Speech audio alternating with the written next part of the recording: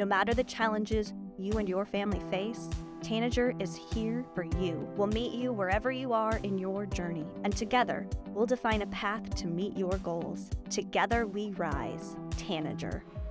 Tanager and the Meraki Institute of Learning proudly present Together We Rise, a series based on the Rise, Wellness, and Resilience framework. In times of uncertainty and adversity, it is easy to feel overwhelmed and disheartened. Amidst the challenges our community may face, let us never lose sight of the strength and resilience that also resides in our neighborhoods. This series highlights the vital role each of us have in nurturing that resilience. That community impact. The power and influence each of us have to show up in spaces with empathy, openness, and kindness. Because it is in this collective that connections grow stronger, our compassion shines brighter, and our spirit rises even higher. It is together that we rise. Welcome back for another episode of Together We Rise. Your co-hosts with you here today, Tanya and Maggie. And we are super excited to introduce you to our guest, Erin. Erin, tell us a little bit about yourself. Hello, ladies. My name is Erin Foster. During the day, I am the director of the Linn County Mental Health Access Center. Other normal things about me, I'm a wife, I'm a mom. Yes. I do a lot of different things out in the community and just have a lot of different passions. So thanks for having me on. Super excited for you to be here today because so much of what we're going to talk about, you have so much experience in being the director at the Crisis Center. I know for your journey and in your career how much wellness and resilience matter. I also have had the pleasure of hearing a little bit about your why and what that looks like. Let our audience see a little bit of this part of Erin. A little bit of this part. So a lot of my why with whether the job I'm in now or the ones that I've had previously really come from personal experience. A lot of my world has been in the behavioral health world. So whether it's in mental health or it's in substance use, whether it's my own piece of figuring out how do I deal with my own mental well-being? How do I deal with other people's well-being? Taking it to a community level, really wanting to just have and live in strong, healthy communities. Yes. A lot of that is why I show up every day, whether it's showing up at work or showing up in home or in other spaces that I belong to. I think a lot of it is just this background of you really can see people succeed, and you can see when they're giving chances to succeed, you can really see how that impacts everything. And so why wouldn't you want to be part of really trying to figure out how do you make a community strong and well, and what that means, because it means a lot of different things to a lot of different people. Yes, it does. For sure. What a wonderful thing though. Like what a wonderful thing to say, like I'm part of trying to put this like wellness into the community. Absolutely. What are some of the things that you see as like the most important pieces of the work that you're doing that does create that wellness? I think it goes to really trying to figure out like what does wellness mean to people. And so I've been fortunate to work in a lot of spaces where it is very patient or client driven, right? So we can have this idea of what wellness means or what in the substance use world, what recovery means. But ultimately it's up to everyone to decide, this is how I'm well, this is how I'm raising my children, this is what my house looks like when it's well. So I think a lot of it, to me, at its most basic foundation comes down to really having empathy for where you yourself was, and understanding that, you know, to make yourself well, you have to give yourself grace and you have to do all these different things. But then even taking your experience and that piece of empathy and how does that work with other people, and how do you view them, and what are your experiences with them, really comes down to letting people have the autonomy to figure out what wellness means to them and what that looks like in a world that has a lot of different definitions of wellness. Yeah, it makes me just think of like how people narrate their own story in a way that also has people come alongside them and honor their story. Absolutely. When you think of honor their story, what does that mean? We all come from different places and from different spaces. I've been fortunate enough, you know, I had a happy childhood. I had both parents at home. I had brothers who now say they love me as we get older. But, you know, I had good experiences, but I also had some experiences that weren't that great. And so trying to figure out what that means for me, and then how do you put that into place when you're older. I needed people, and I was lucky that I had people that said, you know, like, we see you in this experience. We see that this is how it shaped you as a teenager, how it shaped me when I was in college, how it shaped me as an adult. And so I think that that walk that you take along people is really just saying, I see you, I hear you, I'm here when you need it, not what I think you need. I'm here what you need and can figure it out. And that has really driven me to, whether it's volunteer work that I've done or career work, or again, like in my own home, like to be that person that you see me next to you. You're not seeing me ahead of you. You're not pulling me alongside of you. Like, I'm next to you in a lot of these pieces. Yeah.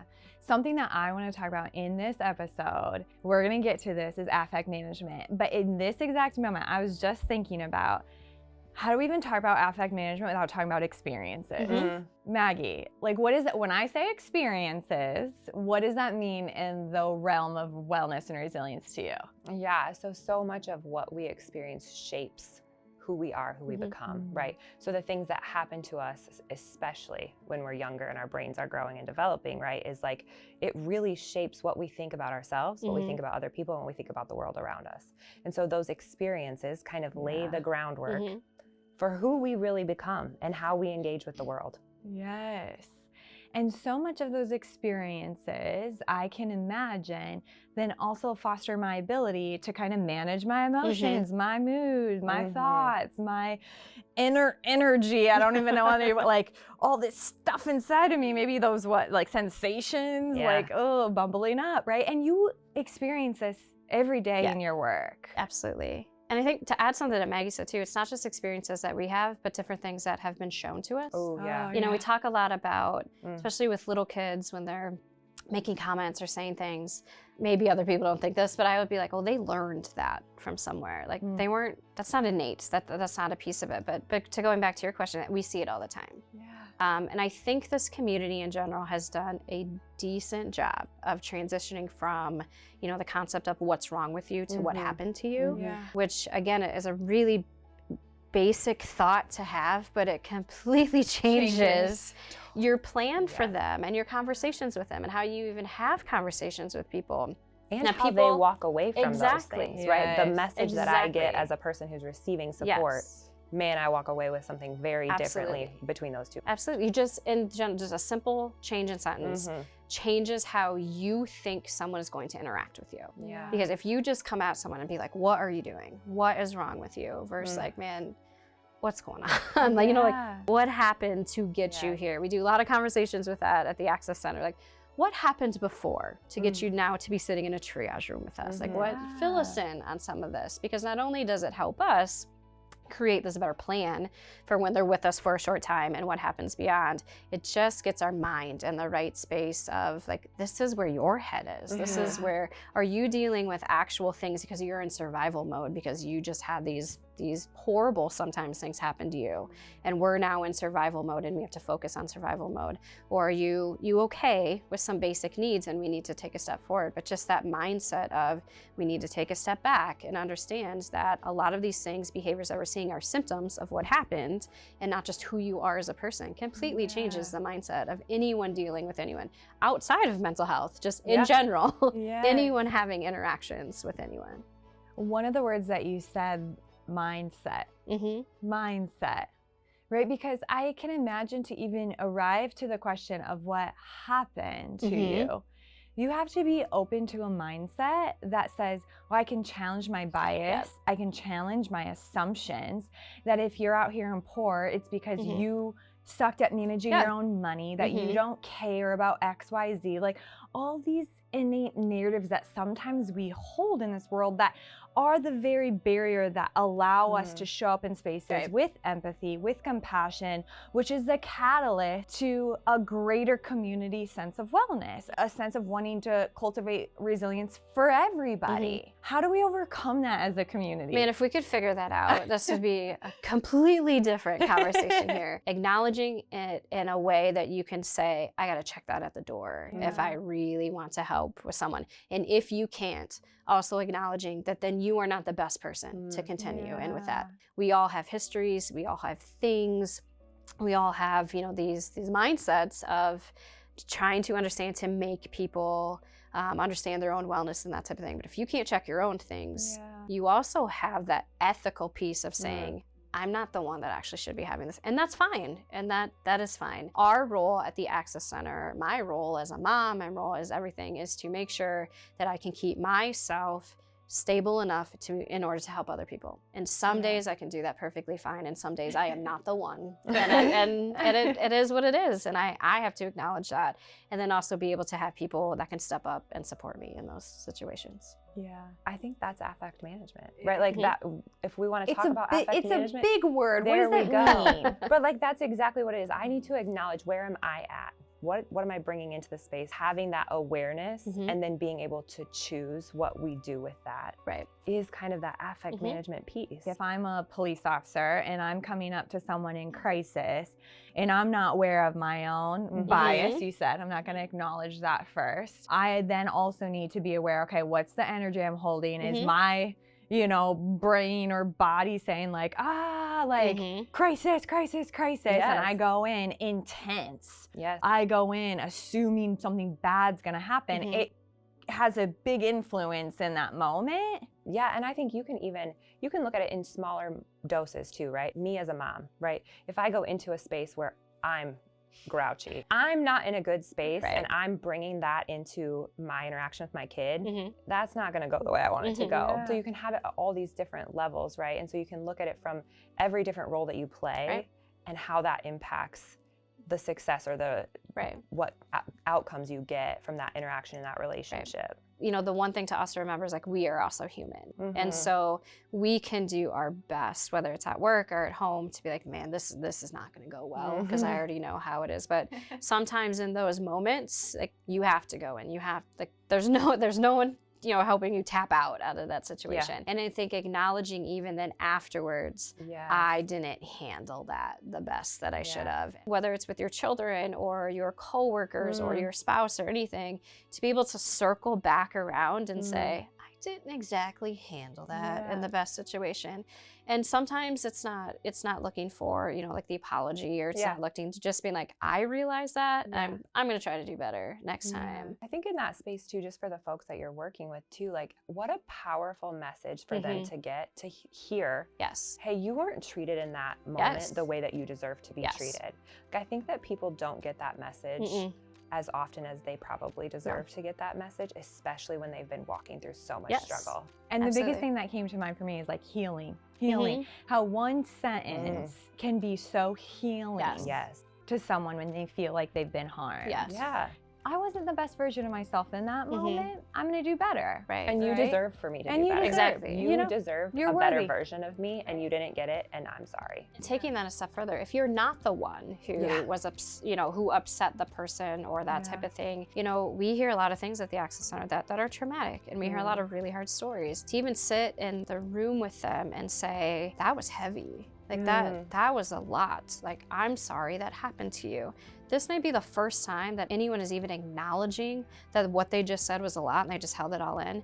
And someone saying, I am so sorry that happened to you. Like, the apology that you don't have to give because you're not the person who wronged them, but you still feel that knowing them hearing that is going to have an impact, is also a piece of the healing moment and the building rapport moment, and again, going back to, I am someone now who's going to walk beside you in this, and I need you to know that someone heard you. Oh my goodness. If in our community, everyone took an approach as if they were a triage staff at the crisis center, where this is a welcome space, I'm going to see you, I'm going to hear you. I don't have to fix anything for you because you are capable and we can walk through this journey together, but I can, what we call therapeutically, and it's like a woo-woo word, but I can hold space. I can just be present. I can be attuned. I can say, you're having a hard time. That was really big what you experienced. What do you think allows us as humans to get to that space? That's hard. I think it's a lot for those of us in that world. I mean, I work in a crisis space. Everyone walks in and it is in some sort of crisis, and there's level 1 to level 10, like everyone has. But that also means everyone is walking in expecting to have a need met right now. Yeah. And although I am not the one who is doing the direct care, I'm not the one who's answering the phone most of the times, I'm not the one who's working with our patients when they're on the inpatient side of things, even paying attention to when I walk through triage, when I walk through the inpatient side, that I'm acknowledging the people there and I'm saying hello and I'm talking. And sometimes they know who I am and they will come up and talk about, hey, lunch was good this day, or we need more blankets, you know. But it's still in that moment. Now I'm walking through the inpatient unit, probably doing something. I'm not just walking through to walk through, but stopping because right there in the moment, someone felt safe enough to come up to me and complain about the food or complain like that. That's something that I do value, that I am not the one creating the discharge plans for them. I'm not the one doing that, but I am still visible in that space, that there's someone that they can come talk to. And there's been multiple times where, as I'm kind of scurrying through, having 900 things running through my head, I have to stop myself. Like, this person is coming up to talk to me about, in that moment, a very valid thing, and they deserve to be listened to. It's not easy to do that all the time, but that is a role that I do take very seriously at the Access Center, and know that I have to do that. That's just, there's no negotiation with that's a piece of it. Just in this moment is connecting to me. I was at a grocery store, I don't know, maybe like a year ago, and there was a woman ahead of me checking out, and she was really, really, really frustrated with the cashier because she thought some things were supposed to be on discount or half off, and then they didn't. And so she was venting her frustration to the cashier, but then turned to me, and I was kind of scared in that moment, you know, just of like uncomfortable, you know, but I was like, no, Tanya, like, she wants to be seen. She wants to be heard. And I was just like, that's really frustrating. Like, that's really, really hard to think that something's gonna be on sale and it's not. Like, I'm sorry that happened to you, you know? And she like turned to the cashier and was like, it's not your fault. I've had a bad day. Like, I'm sorry. Like, I'm not normally like this, you know? And I'm like, it's okay. Like, it's okay. Like, we all have those times, and that was frustrating. That was hard. And she just looked at me, she's like, thank you, you know? I think sometimes when our affect is big, when our energy is big, we're not harmful. We're not gonna go necessarily attack someone. It's just, we wanna be seen. Like, we wanna be heard. We wanna be validated. How much just having someone say, that's hard, then just allows it to be released. Maggie, you were going to say something. Well, I went on a tangent of my story. Loved your tangent. Thank you. It was really name it to tame it, right? Like, when we can put words, right? When we can put words to what somebody's experiencing, so often that is so regulating for us, because what that tells our downstairs brain is like, I am with you, I see you. And our downstairs brain desperately, desperately needs to be in relationship with other people, with other humans. It makes us much safer. It makes us much more likely to survive if we have relationship with others. So that name it to tame it, hugely impactful for helping regulate affect. We even think about like someone like myself, like I have an anxious brain. Like I can be swirling, and I very quickly always trying to decipher, like, is this a rational thought? Is this like an anxious, is this an Are anxious you thought? in my brain? Is this like, where am I at with here? Do I bring this up, or is this like a, whoa, just put this away here for a second? But your comment about like when someone can name it and someone can say that, instantly will bring me down, because I don't feel like I'm crazy. Like, I don't, like, oh my God, like, you feel that too. Like, you know what that's going to, and instantly that just de-escalates people, and it's just like, oh, okay. Our brains I'm also okay love now. to make sense of things. So if I don't have the word for it, that's gonna drive my brain nuts. Like, think about like when you're like, what is that actor's name? I can't think of it. Drives us nuts, right? Until like midnight, when it hits you, and then you have or to like, text somebody. Let's be real, to like, tell you them look it thought up on Google. Oh yeah. But it's the same thing with like our emotions. Like, when I can't put a word to what I'm experiencing right now, this is going to bother me until I can figure it out. So sometimes naming it helps regulate in that way, and naming it helps in like, I'm here, I'm with you, I see you. I think it's hard to do that, but there's such benefit to being somebody who can be that regulated person for another person.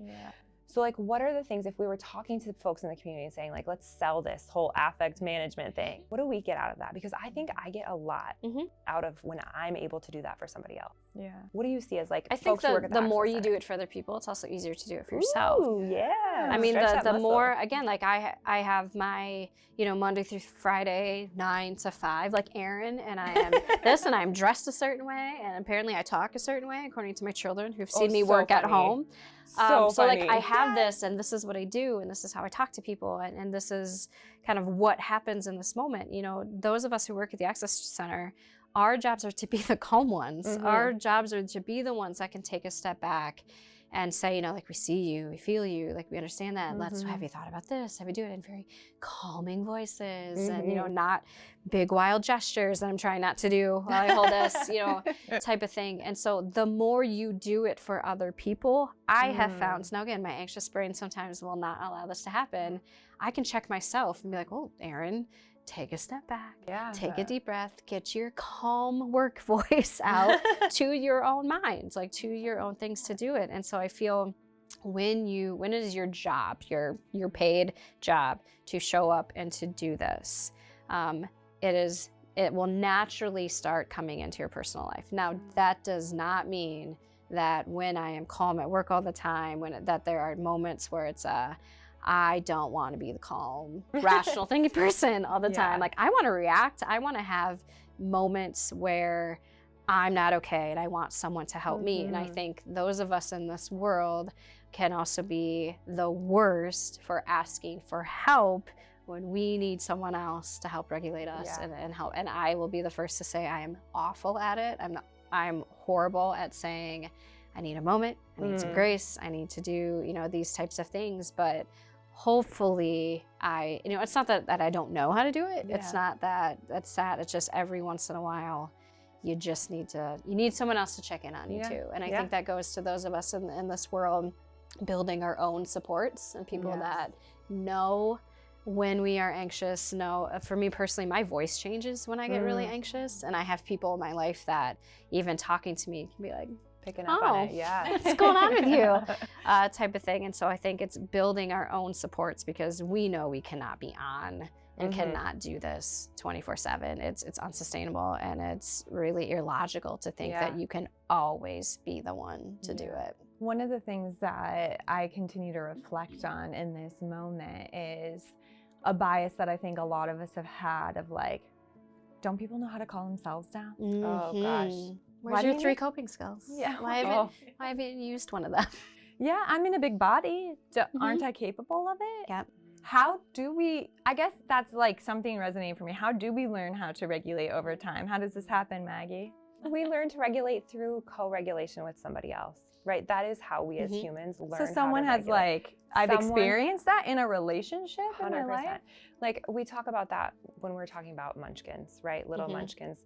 They don't know how to regulate unless they have a co-regulated caregiver. So my caregiver has to be regulated. When I'm dysregulated, that person comes in and helps me calm my brain and my body. Without that, we don't learn that ability. We have to have somebody else help us do that. So we sometimes see adults, grown-ups in big bodies, not little bodies, who have not had that. Right. And they need to get it somewhere. So then it's safe for me to say that if I'm driving, or even here, right? We at times have people come into this building that we're in who have needs, who are struggling. Either they just got released from a hospital and they don't have any place to go, or experiencing homelessness. And rather than approaching that with the assumption of like, you should be able to figure this out, you should be able to even manage your own crisis, you should be able to calm yourself down. Knowing that that happens over time through experiences and relationships motivates me even more as a community member to think, oh, how could I offer this experience right now? Maybe it doesn't change anything in that exact moment, but it plants a seed. Here's the other thing that I think about that too, is that I could have had all of the co-regulation as a child, but there are some times that problems are bigger than what my ability to regulate is, regardless of how great of a regulator I am in other spaces, right? So we just never know. Like, is this a person who needs us to help them learn this skill, or is this a person who's experiencing a problem that is bigger than what they're able to Because all regulate. our brains are different. Exactly. Totally. Well, I also think too, you know, anything we talk about at the Access Center, whether it's communication or marketing or what is on a brochure, our default is also someone reading this is in crisis. What can your crisis mind take Oh, in, yeah, that's so be able to good. do, understand? And so even basic things of what's on our website, Oh my what's gosh, on I the love little that. cards that we I give love on. it. Going back to your point that we may have all learned all of these things on how to regulate. You know, I joke about, like, what's your 3 to 5 coping skills? We all have them. I mean, like, as adults, like, you know, you can think to them, but my 3 to 5 do not work in every situation that may come up. Right. And they certainly are not going to work when my crisis mind is intact. And so, you know, your point of someone coming from the hospital, someone getting integrated back into it if they've been in prison or in jail or that type of thing, they are in survival mode. Like, they are looking for bare necessities and not thinking about what's going to happen next week, what's going to happen. Like, they are getting through today. And so we always have the concept of, like, someone walks in, we're a crisis center, they're in crisis. You have to understand how the crisis mind works, and they need simple tasks, they need simple directions, they need very simple things. So even working with Lynn County about what's on our website, beautifully written paragraphs were there at first, and it was well, that is beautiful. However, I'm gonna need my address, I'm gonna need my phone number, I'm gonna need, like, quick things at the top, because you're not gonna scroll through the beautiful history that is the history of the Access Center on the website. Like, we need these things. And so the understanding that the crisis brain is different than a rational thinking brain in that moment is also something you have to take into consideration when you're dealing with people who you may just come upon on the street sometimes. If I'm driving down the street and I turn and see perhaps, you know, a homeless person there asking for money, rather than looking away or looking down or looking at my phone, even if I don't have 25 cents to give them, I can acknowledge that they're alive. I can look at them. I can smile or just nod. It is a message that says your life matters. Erin, thank you so much for being here with us today. I had no doubt that this segment was going to be a powerful one, and oh goodness, I can't wait to hear what people say after listening to this, because I think what I really walk away with is just inspiration that everyone has a purpose, everyone can make a difference, that it all matters. So thank you so much for being here. Thank you for having me. Stay tuned. Next time on Together We Rise. Even what does relational safety mean, and how does that safety within relationships and to have belonging kind of filter into creating the emotional or physical? The brain actually responds to physical pain in nearly the same way that it responds to emotional pain. But to think about some of those emotional injuries that nobody can see, which means it's kind of hard to help people deal with that. How am I showing up, and how am I creating space for others to show up? When I think about all of the life experiences that have shaped me and in fact brought me back to Iowa, it truly is a journey. No matter the challenges you and your family face, Tanager is here for you.